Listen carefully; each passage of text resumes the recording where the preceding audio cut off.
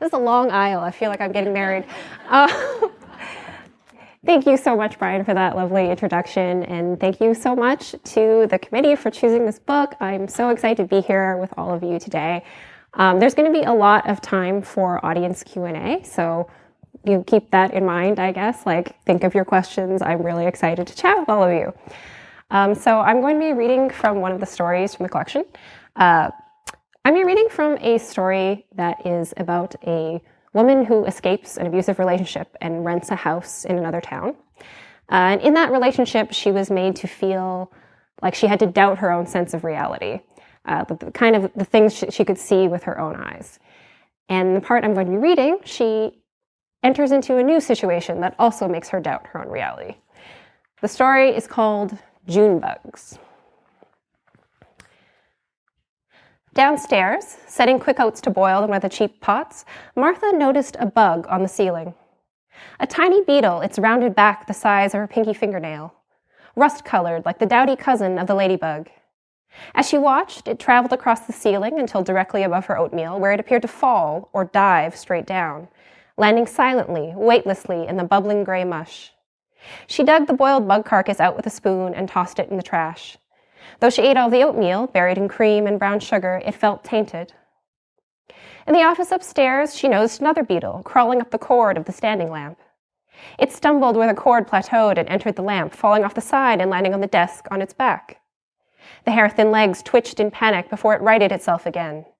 Clumsy, disoriented little things, she thought. A faint buzzing led her to pull back the window curtain. Beetles speckled the glass. She counted 11 scattered like stars. They vibrated in place, struggling to move up or down or pass straight through the window. 2 lay dead on the windowsill. Another fell as she watched. Up close, she could see they had clear, evidently decorative wings folded on their backs. She didn't bother killing them. It would be like shoving a crowd of lemmings off a cliff. She sat down to take her first call. "Thank you for shopping with Shop Global. My name is Martha. Who am I speaking with?" She listened. "How can I help you?" she said. "I'm sorry to hear that," she said. 4 hours passed. She went to the bathroom where 3 dead beetles floated in the foamy puddle around the hand soap dispenser. She swept them into the sink and ran the water. The evening came on suddenly while she was caught up in her work, until she was talking to the angry, invisible voices by the light of her monitor alone, a fuzzy corona at the bevel. A beetle crossed her screen and she flicked it away.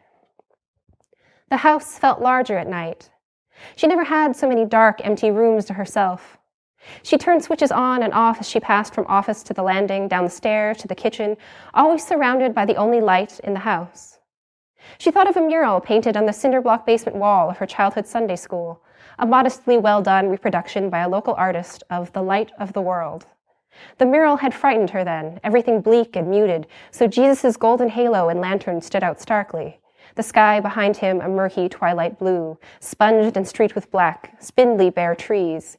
His cloak receded into shadow, his face downcast beneath his crown of thorns. She chopped some vegetables for soup. She hunched over her food protectively as a handful of beetles wandered around the ceiling, moving radially toward the light fixture, a concave, flower-shaped chandelier, as though mesmerized. Several crossed the lip and fell into the bowl, tumbling down the curved sides. Their silhouettes were distinct, magnified by the light, legs and antennae and coffee bean abdomens, and for the first time she felt worried, repulsed. She would have to borrow a ladder to take down the bowl and empty the carcasses. She ate her soup and went upstairs. She startled a beetle that had been resting on the bedroom lampshade. She finished unpacking her suitcase. Her clothes barely filled half the drawers in the weathered pine wardrobe. She laid her jewelry box on the nightstand. She put her hairbrush in the bathroom. After some thought, she took the gun downstairs, still in its shoebox, where she put it on top of the refrigerator. Martha woke and didn't know where she was. She thought it was the middle of the night, but when she checked her phone, it was nearly 6. She decided to go for a walk before her shift. Dressed and downstairs, she opened the inner door, the original front door. The step down to the mudroom, where she'd hung her coat and left her boots 2 days before, was covered with beetles. The living mixed with the dead. The motion of the door had launched a few of them airborne, sweeping them backward. Others crunched under her sock foot. The living beetles, dotting the walls and floors, moved in every direction, but the overall pattern converged at the door, at Martha's feet, like tributaries running to the ocean. Not just her feet, she realized. They were crawling up and around the doorframe, pulsing in the seam of the wood. By the end of the week, Martha no longer went in the mudroom. The floor was a seething sea of beetles, their color of dried blood, the sheen of their glassy wings like cresting waves that washed up and over the old front door. She went in and out through the back door of the kitchen. She'd never gotten to use the sunroom, where beetles now blotted out the skylights and tall windows, formed a second layer of upholstery on the cushioned chairs. 2 days in a row, she went to Barb's house around dinner time and rang the bell. She thought she saw movement in the living room window, a ripple in the curtains, beige, lightweight, modern ones, but no one came to the door. On the third day, she tried at about 9 in the morning. On the fourth, later in the evening. On the fifth, midday. On the sixth day, she arrived just before 7 a.m. and rang the bell repeatedly, letting the chimes interrupt each other. Loud, hurried footfalls and the sound of a deadbolt turning. The door opened a crack, still chained, revealing a sliver of an older woman's face. "Stop making that ruckus," she hissed. "My husband is sleeping." "Barb? Who wants to know?" "I'm Martha, Mrs. Cutler's tenant next door. I'm sorry to come over so early, but I've tried several times, and it seems like you're never home." "I don't answer the door for strangers." "I understand that, but Mrs. Cutler told me to contact you if I was having trouble with the house, and she didn't give me your phone number." Christ almighty. Barb closed the door slightly to undo the chain, and then opened it wider, but made no gesture for Martha to come in. She looked so similar to Mrs. Cutler that Martha wondered if she'd misheard and Mrs. Cutler had said sister rather than friend. They had the same enviably thick hair, white as cotton and bobbed at the chin, the same long nose and narrow face. "What kind of trouble?" "There's some kind of bug infestation in the old porch." Martha had a glass of beetles. She'd braved the mudroom for just long enough to scoop some beetles into the glass with a piece of paper. She held the paper on top of the glass now, but she knew from experience that even without it, the beetles wouldn't be able to climb the glass walls, nor would they deploy their wings to fly up and out. Barb lifted her glasses to peer inside. "June bugs," she said. "Some people call them May beetles, because they come out in late spring, early summer." "It's October," Martha said. "They probably got confused because of that freak snow. Have they gotten in the house?" "Yes, here and there, but there's tons of them in the mudroom and the sunroom, like—" Martha gestured helplessly. She didn't know how to convey the living, writhing walls. "Hundreds, I think." "Hundreds," Barb repeated skeptically. "Well, lucky for you, the cold will kill them or send them back underground soon enough." Barb let her glasses drop back down to her nose. "They don't bite or sting. They're harmless. You can pick them up with your bare hands and dump them outside if they're bothering you." The adrenaline that had led her to jab the doorbell over and over was subsiding. She'd come to demand an exterminator, and now she felt like she'd been silly, hysterical. There's so many. Could you come over and see?" "What am I gonna do? Winter will be here soon enough. There's no heating in that porch add-on, so they'll all die in there. We don't need to bother Mrs. Cutler in her condition. You know she's getting surgery. Just use the back door for now." "I have been." "Great," Barb said, with an air of finality. Problem solved. She took a step back, deeper into her home. "You take good care of the house now," she added, closing the door. Martha opened the utensil drawer in the kitchen, and a beetle scurried out. She put her hands in her coat pockets and felt the crisp, dry dead, or the spiny protrusions on their legs as they scrambled up her fingers. When she went to shower, she noticed 4 beetles drowned in the thin skin of water that always remained over the tub drain. She turned on the water to wash them away, and the beetles that had been standing upside down on the shower head were blasted off. It took her a while to realize that the curtains, being so dark and similar in color, hosted clusters of beetles in their folds. She tried vacuuming them out with the ancient bagged vacuum she found in the house, but it quickly clogged. She went to the hardware store and bought sticky traps, which filled with beetles every night and had to be changed every morning. She went back and stared at aerosols and poisons, all intended for different bugs than these. These were harmless, after all, but they seemed pointless given the magnitude of the problem. Where would she spray? She'd have to tent and fumigate the whole house. Because they were so slow and feeble, she eventually found the easiest thing to do was to scrape them off surfaces. The table while she ate dinner, the desk while she worked, the walls, windows, doors, shelves, counters, and in particular the blades of the ceiling fan above the upstairs landing, a favorite daytime resting place of theirs, which she could reach by standing on a chair with a playing card into a drinking glass and once full, dump the glass into the toilet. She disposed of so many beetles this way she thought she would eventually get rid of them all, but instead there seemed to be more and more. She finally went back to Barb one evening after dinner, who opened the door this time. Without greeting her, Martha said, "The June bugs are in the house." "This again? I told you, they're harmless. You never saw bugs in the city?" "You don't understand. They're everywhere, in my clothes, in my food." "It's not their season. It's getting colder. You can feel it." Barb gestured out the door, the draft they were letting into her house. "They burrow and go dormant in the winter. They'll disappear on their own." "Do you have them?" "Me? No." "Why not? Why is it only my house?" Barb shrugged. "Can we ask Mrs. Cutler if this has happened before? She might know what to do." No. You're not going to bother poor Mrs. Cutler unless her house is burning down. Not while she's still in recovery," Barb said, shaking her head.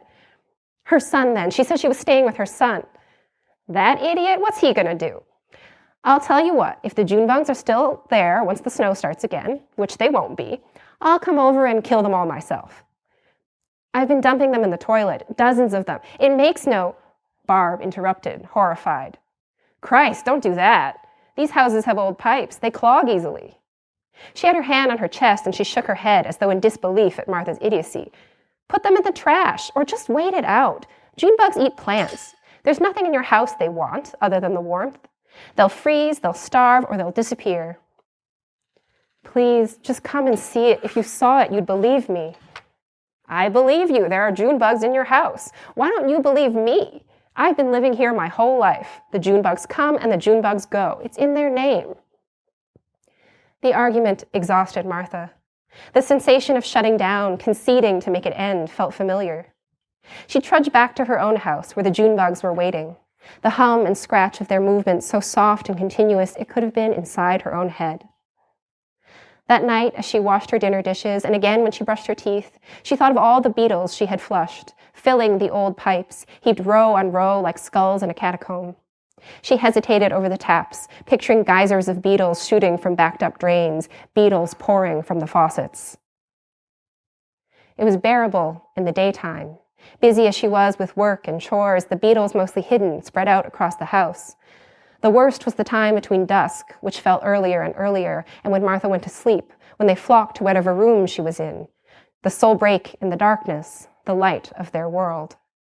They gathered in her lit bedroom as she shook her pajamas out, usually dislodging a beetle or two, as she changed and got into bed, and then dispersed in their slow, aimless way once she turned out the light. The nights grew colder. She kept the radiators off as much as possible, hoping the beetles, as promised, would finally freeze. One night she was awakened by a beetle crossing her face. She lurched up, swatting it off, and discovered another beetle in her hair. She turned on the light. She combed through the bedding and found two more. Just as the bugs had been drawn into the enclosed porch and then into the house, moving mindlessly toward warmth, they would now be drawn to her. They would confuse the lump of her under the heap blankets for the sun-warmed topsoil they sought, the break in the universe where they could emerge into summertime. And I'll leave it there. Thank you so much.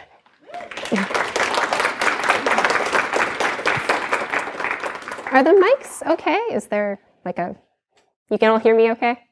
Okay, great. So we got plenty of time for questions. I'm going to hand the mic off to Corinne, who's going to come around. When you have questions, just raise your hand if you want to ask a question. She will come around. Please try to keep your questions relatively brief. Yes, we're looking for questions more than comments and fairly brief. Do you have a question? Yeah, wonderful. What inspired you to start writing? So I have been writing since I was a little kid, like since literally before I can remember. I have this box of old journals, and one of them says book 2 on it, and it's from when I was 6 years old. So that means there was a book 1 from before I was 6 years old that I literally don't remember. No one in my family has any idea how this happened. Everyone denies encouraging me to do this. I think I just really loved to read when I was little, and then I wanted to emulate things I was reading. You know, I would read a story about a boy that lived in a cave, and then I would write a story about a boy that lived in a cave. I remember writing like a little collection of horror stories when I was like in third grade, and like designing a cardboard cover and stapling it together. I would say the trajectory was actually sort of the opposite. Like in the middle, I stopped wanting to be a writer for a second when people told me that was not a real job, that, you know, you had to pick something else, go do something useful. And so I actually went into chemical engineering, but I dropped out after a year because it was the only year of my life where I wasn't writing. And that felt so painful, like that felt really painful to me. Like, and I instead decided to like make a go of it. I decided I would kind of rather be a failed writer than a successful chemical engineer, I guess. And the short version is that has kind of worked out until now. More questions?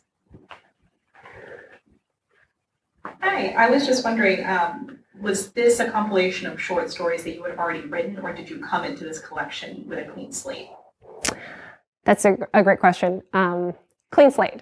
So I had written short stories before, obviously, but when I started writing the stories in this collection towards the end of 2017, and I kind of had two mindsets at the same time, where one was like, I sort of knew I was writing a short story collection, and I knew I wanted to start fresh like that. I didn't want to like go back through my files and like find all the stories I still liked and, you know, collate them together. I wanted to write all new stories because I felt like they would inherently be cohesive that way. Like they would represent the things that interested me right now and the writer I was right now, and you know, the things that were compelling me and the influences I had.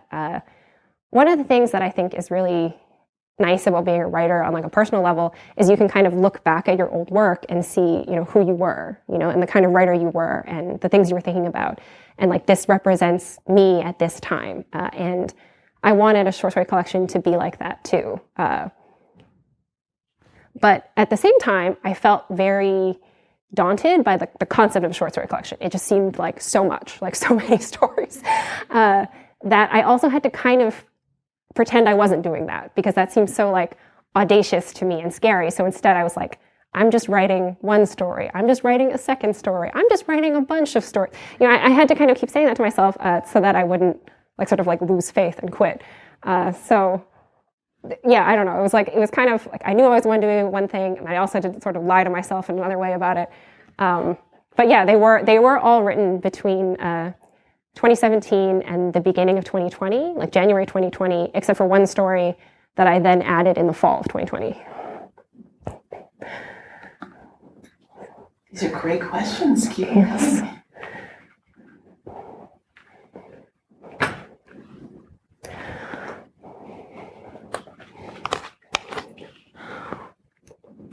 Hi, I was wondering about like process. Like I write and it feels like I get to like the only time I get good stuff is when I get to like a different state of mind. But my brother also writes, and he just writes and writes and writes. Like he thinks that like if he keeps writing he'll get better. But it's hard for me to just write and write because it feels like something just comes over me when I do things that I like. So like, what is your process? So I think those are both legitimate. And what I'll say is I've always been kind of like you. Like I write in kind of sporadic bursts. You know, I have phases where I'm writing a lot and phases where I'm not writing at all. So this is my fourth book, and after my first book, I went through this period of time where I really wanted to be like your brother. Like, you know, I knew all these writers who were marvelous writers who were very disciplined in a particular way. You know, they would get up at the same time every day. They would churn out a certain number of words every day. They came to writing with these like fully conceived ideas that they would just chip away at every day, and it was like very important to them to, you know, always keep the instrument sharp, kind of. And I really wanted to be like this, and I tried. And I think for me, it was actually like a waste of time and like a lot of stress. And it's just, that had never been my process, and I think it will never be my process. And for me, writing is like a lot messier, and and there will be times when I write for like 3 days, like nonstop, where it's like the dishes are piling up beside me and I have no concept of day or night, But there are also like months where I write nothing, and there's like, this fear of like, what if you never write again, And I also I write in a very messy way. I don't have I'm not a writer that outlines and has fully realized concepts that I just need to put in the time to do. I am a writer who kind of moves through the world, like gathering little fragments, little lines and little images here and there, things I love, things I see, things I feel, and then just kind of seeing what happens to them, and like throwing a lot of paint on the canvas, and seeing what comes up, and then rewriting and rewriting and rewriting, and like stitching things together. And that's always been how I've worked, and I think that'll always be how I work. So I think those are both like totally legitimate processes, and it's just useful to know what your process is. And if if you're writing, then you're writing. Any other questions?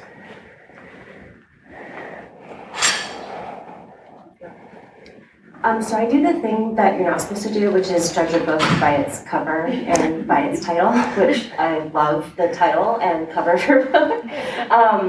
And I was really drawn to the idea of like lesser known monsters. And I'm really curious to know, like from your perspective, what is it that you were thinking of when you were thinking of these like lesser known monsters? I have like so many answers to this question. I'm trying to... Okay, so how did the title came about in like a literal way is there was a point where I had written almost all of these stories, like I think maybe 10 of them, and I shared them with a friend, and I asked my friend, what sort of stands out to you? What do you remember when you've read them all? Like what do you still remember looking back on it?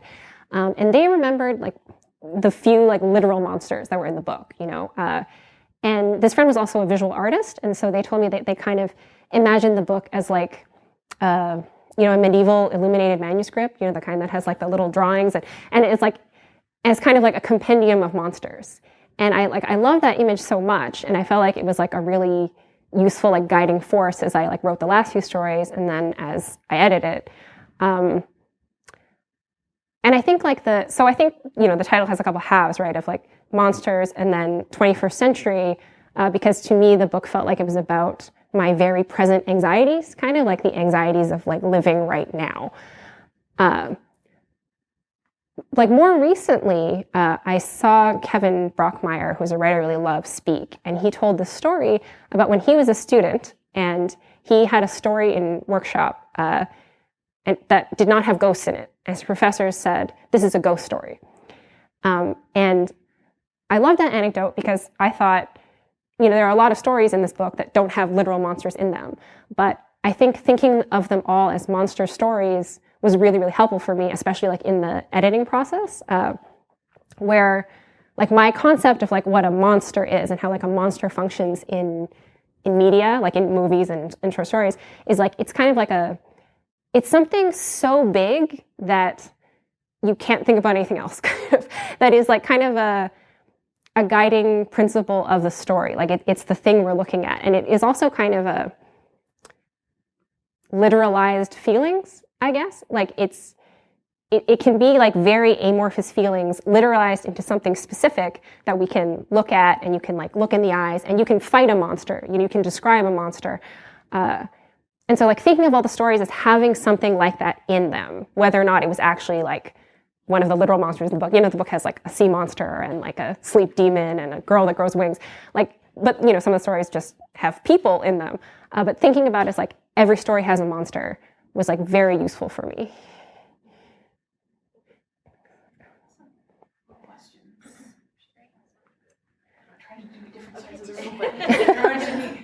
We've got to have balance. I'm curious who your inspirations are in terms of other writers. So I mentioned Kevin Brockmeyer. He was definitely a really big one on this collection.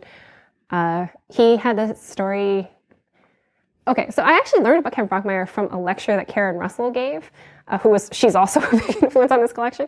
But I saw her give a lecture where she did like a close reading of the like first few pages of his book, A Brief History of the Dead.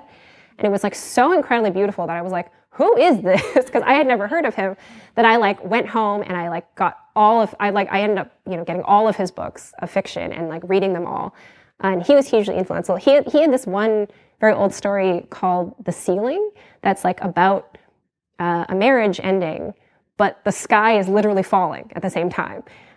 Because that's how it feels, right? And I read the story and I was like, oh my God, this is like the kind of story I've always wanted to write. Right before I started writing this collection, the last story collection I had read was Stories of Your Life and Others by Ted Chiang, who I think I found really inspiring in like the speculative fiction realm. I would also say Elizabeth McCracken was a big influence too. Like I love the kind of like humor and humanism in her writing and in her stories. And then actually, because these are library events, this other influence on this collection for sure was, so I live in Seattle, and at the Central Library there used to be an adult story time. It ended with the pandemic, but this librarian, Brian Wright, who has this like amazing voice, he would do these dramatic readings at lunchtime of short stories in the public domain. So they were mostly very old stories, right, that were from like pulp magazines, and they would be like, they would have like these, they were structured in these really interesting ways, and they'd have these like twists and turns. And I loved going to this adult story time. And I feel like the stories that he picked from like these like early 20th century pulp magazines were also like a huge influence on us. I think they like made me think a lot about structure and about like suspense and entertainment in a certain way. Thank you. Last questions? All right.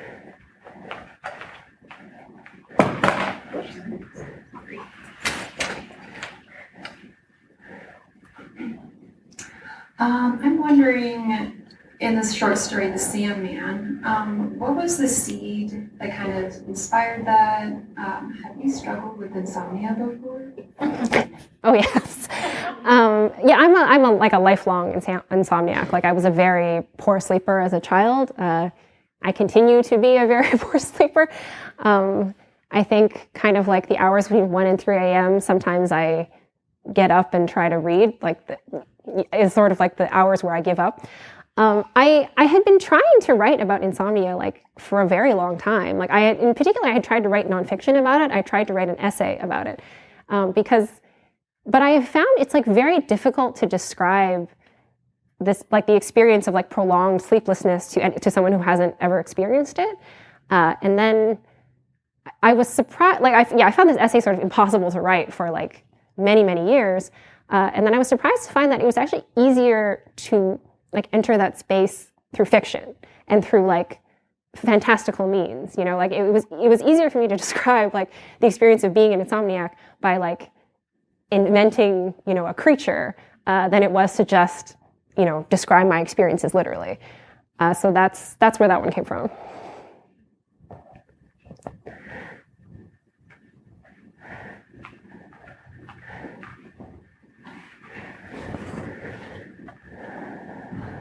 I was just curious, in this collection, which one you wrote last?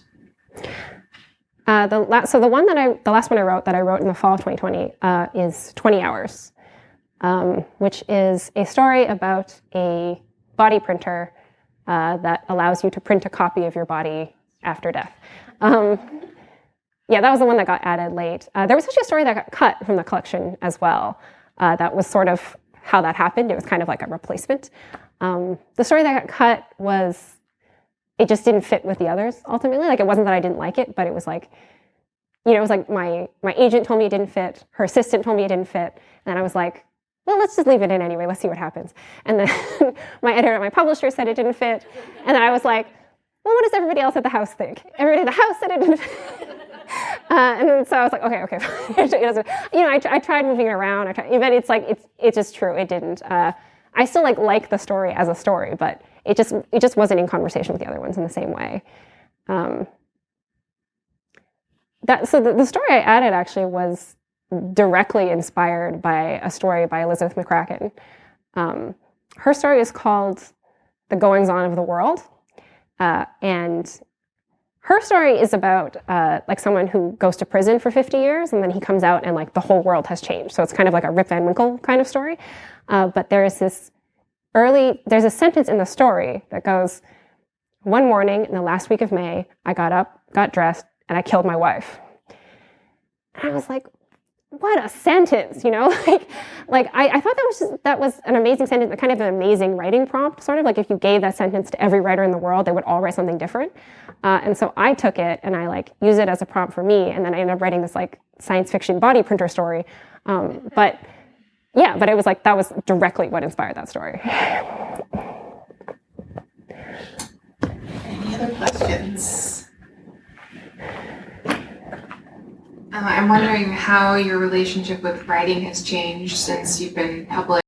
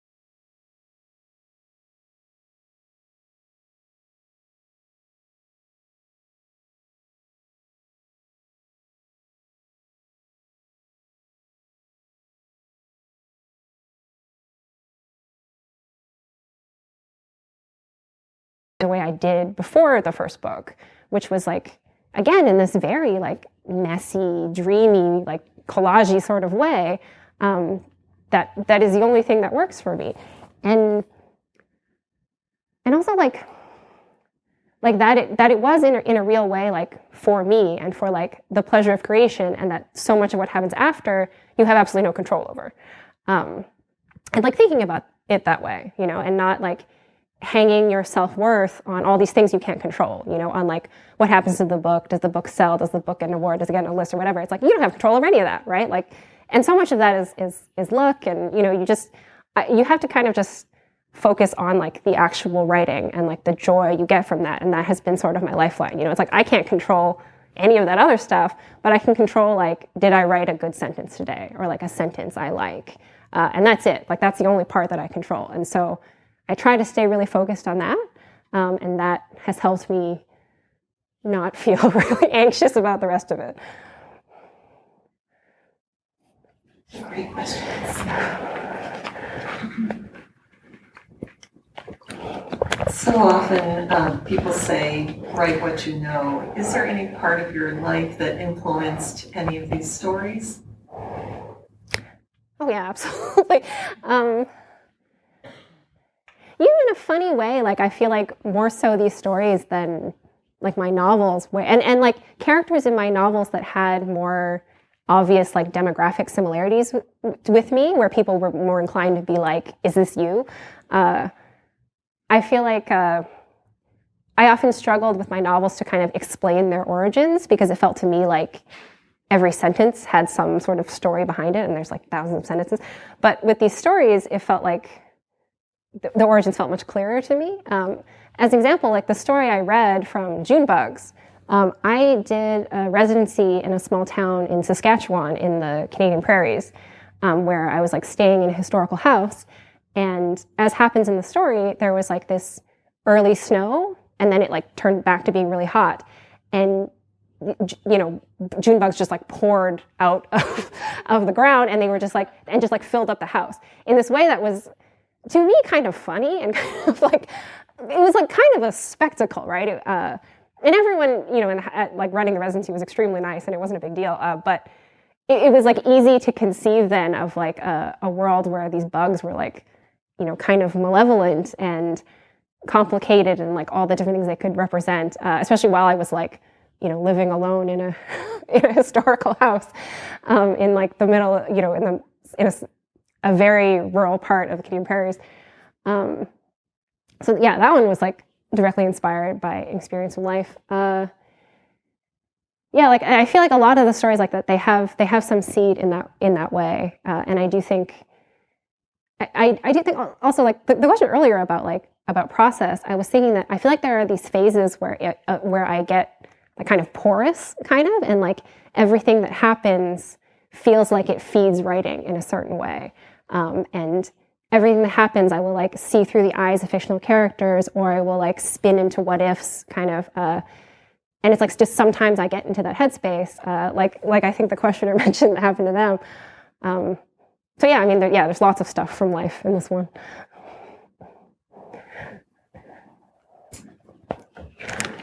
More questions?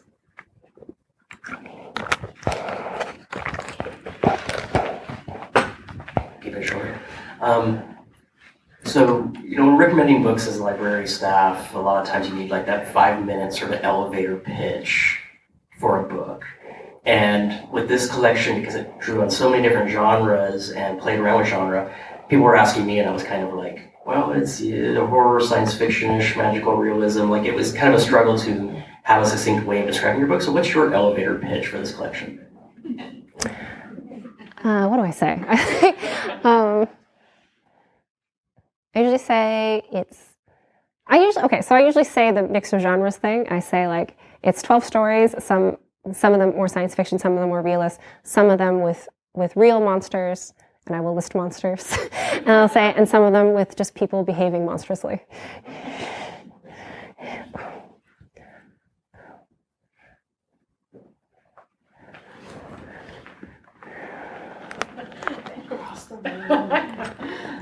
Can you talk about what you're working on now, if you're working on more short stories or a novel or many items, whatever it might be? Yes, I am working on a novel. I'm working on a novel, but I'm in that phase where I don't really know what it's about. And I feel like every time someone asks me, my answer is different than last week. Down to like genre. Like there are periods of time where I say like, I think it's kind of like a horror thriller-y novel. And then like the next week we're like, no, it's not. I don't know. It's like in that very like nascent stage where I'm really just pulling tons of stuff. I will say too, it's like I spent, I guess like 3 years almost kind of like from the time that I wrote like the last story for this collection, which would have been like fall of 2020 until about June of this year, feeling a little bit like I was spinning my wheels, like feeling like I was forcing myself to write, and like I was, putting out words, but they weren't like nothing was like coalescing or like really calling to me quite right. And then since about June of this year, I felt like, okay, this is it. And now in retrospect, it's like all of that wheel spinning was actually necessary. Like there's like bits and pieces from that whole time that are like coming together and popping up and characters reemerging from that time. So, if there are any writers out there that currently feel like you're spinning your wheels, I hope that gives you hope.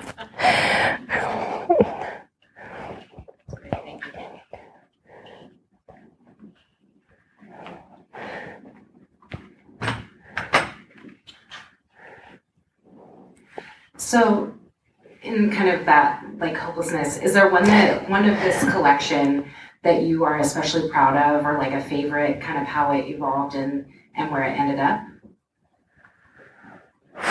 Is that like asking who's your favorite child? I don't know. Yeah, I think a little bit. I also feel like my answer is like constantly changing. It's like whatever my favorite one is like my favorite that day. And is like different the next day. And I do feel like the story that was like the hardest for me to write personally was Scissors in this collection.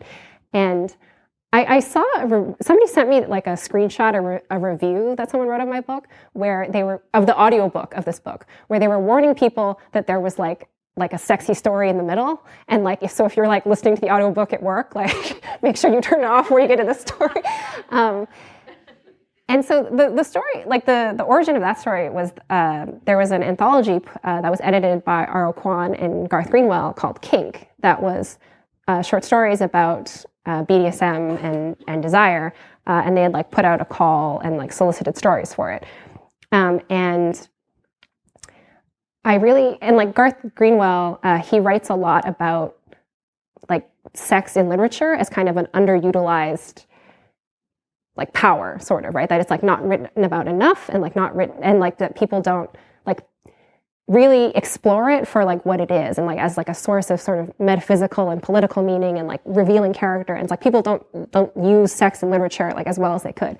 And I felt like so inspired by that, and so I tried for like to write a story that was like actually supposed to be sexy, and I had no idea how truly like frightening that would be.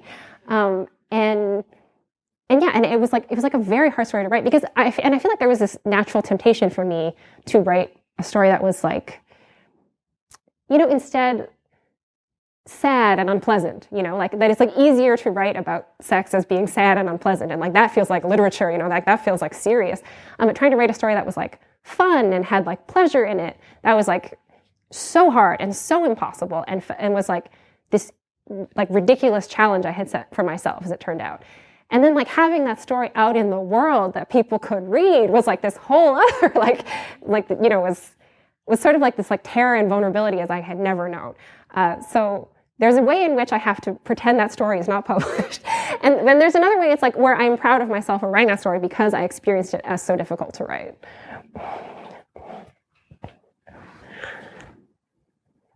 So November is coming up, and I know it as National Novel Writing Month.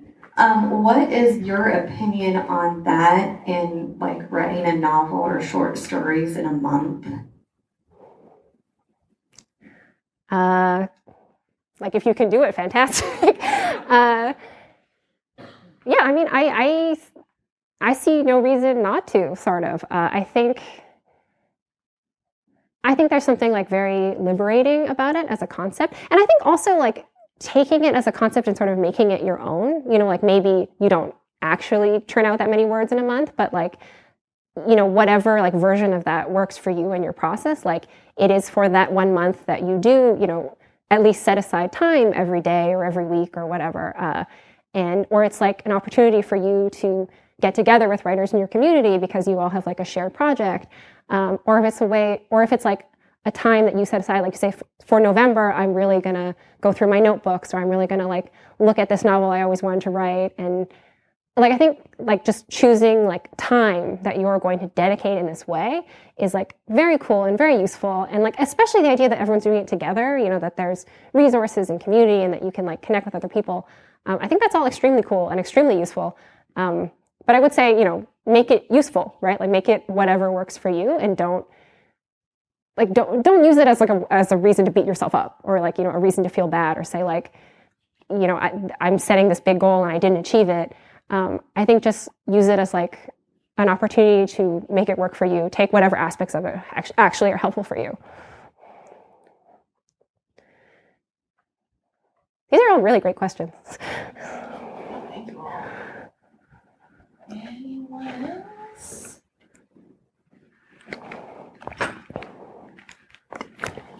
Didn't really want to ask this question because I feel like it's unfair, but I had to ask, like, what were the June bugs malevolent for you or not, like in that story? Because then with what happens at the end, I don't know if that's like asking a poet like what their poem means. It's not loud. I mean, I'll tell you how I feel about it, but I will also say that I feel like that story, like all the stories, is like there's lots of possible interpretations, and if your interpretation is different, I think that's like valid and super interesting. To me, the bugs are actually neutral, and that was like something I had to kind of discover through writing the story, where the bugs are like, they just are, they don't, the bugs don't have like agency in that way to be good or bad. Like the bugs are just bugs, and the real like bad guy in the story is kind of everyone who makes the protagonist, doubt herself in this way, like makes her doubt reality, makes her like question her own perceptions, makes her like stay in unlivable situations. And the bugs are like the vector for those people, but the bugs are not the cause of it.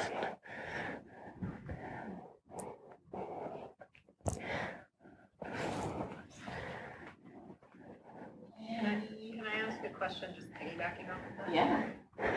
I love that story so much, and I love your discussion of it there. And so there's such metaphorical power throughout the entire collection. And I'm curious if you've noticed while writing when that metaphorical piece falls into place.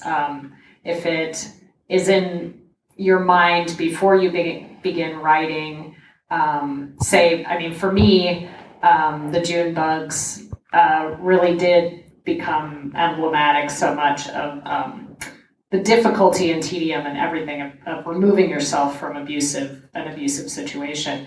I'm just curious if the image comes first, these June bugs pouring out of a faucet, etc., this beautiful imagery you have, and if that feeds the metaphor, or if you have a sense of the metaphor when you sit down to write. When I sit down to write, I actually have to kind of put the metaphorical meaning out of mind. For me, that is like a later stage question. And in the moment of drafting, I have to just think about the thing in a very literal way. Like, what does it look like? How does it work? What happens next? How does the character react? What would they logically do?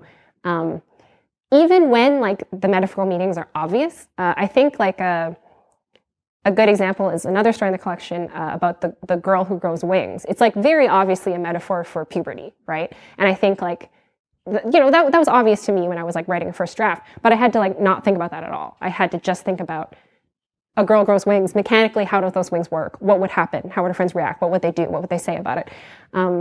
Because to me, that's like the only way I can write a story that I feel like is engaging moment to moment. And then I think sort of like the metaphorical meanings kind of just bubble up on their own. And then later I like go back and I hone them and I refine them and I think about, what exactly I want to say. In June Bugs, actually, there was an early version of the story where there was like a friendly neighbor who was like helpful.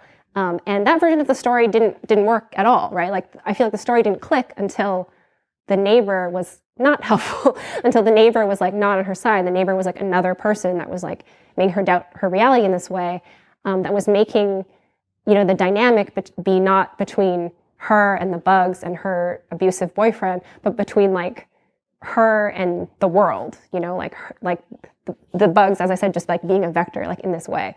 And so that had to come later. Like I had to develop an understanding of how the bugs are working in the story, when in the early drafts, I just had to think about the bugs in this like way I could see, as like a series of images and like logical actions on the part of the characters. We do have time for one or two more questions, so if you've been holding back, now is your chance.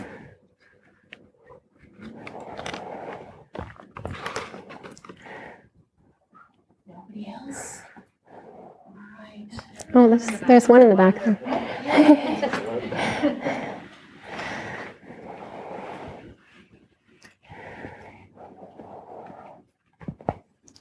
So my mom listened to your book, and I read your book, and we had very different opinions on like some of the stories. And then I listened to some of the stories that she was like, this is the story. And some of my opinion changed on it. So how do you feel about like the audiobook element of your words?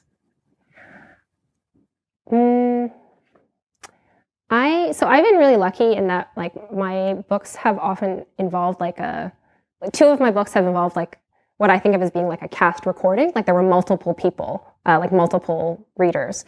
And I feel like they bring a lot of stuff to it in a way that is like really interesting to me. As an example, so the first story in the collection is like entirely a dialogue, right? It's just two people talking the whole time. And that story was actually picked up by a live show and radio show called Selected Shorts, where they have actors like perform a short story, basically. Like they do dramatic readings. And so they had two like actors like reading the story. And I heard it and it was like something completely different. And to a degree that like, even as like the person who wrote it, I could experience elements of it like with surprise, kind of, like I feel like they added all this depth of character, and even just where they chose to talk over each other, or where they chose to pause, or like the emphasis they put on a word like "oh," you know, like it was like completely different, and it was like really, really exciting. And I think that, you know, playwrights and screenwriters, they have this experience all the time, but as like a fiction writer, it's like for me something like very novel and interesting. And yeah, and I agree. I think they are kind of like different things in a way that is really interesting to me. But in the same way that it's like probably different in your head than it is in someone else's head, right? And I've heard people say like they heard me read a story and it was funny for the first time. Like when they read it on the page, they didn't like, you know, they didn't think of it as being a funny story. They thought of it as just being dark or serious or whatever. And then they're like, and then I heard you read it and I thought like, oh, it's actually a funny story. And it's just like, to me, that in itself is like so interesting, you know, that the one text can be so many things. All right, I'm looking for hands as I wander the room. I see this long aisle, like you're. It's gonna take a while. Yeah. I've got time. I think there's one Thank you very there. much. Oh. Okay. Yeah. Just since you mentioned the reading and you were mentioning the screenwriters, I was curious because you mentioned something had been optioned. Was it from this book? Yes. Or are you allowed to say it yet? Or? I think so. We won't tell anyone. I think no one has said I can't. So a couple of them have been optioned, but the one I'm really excited about is 20 Hours, the body printer story, was actually picked up by Monkey Paw, Jordan Peele's production company, with Elizabeth Moss attached. So, and the way like this thing works is like 99% of the things that get optioned don't get made. So, you know, keeping that in mind. But it's just like, if, you know, the very slim chance that it does get made, it would be, this is like my dream team of people to make it. So it's very exciting. That's very exciting. All right. Thank you very much. Those are fantastic questions. Let's thank Kim for coming out.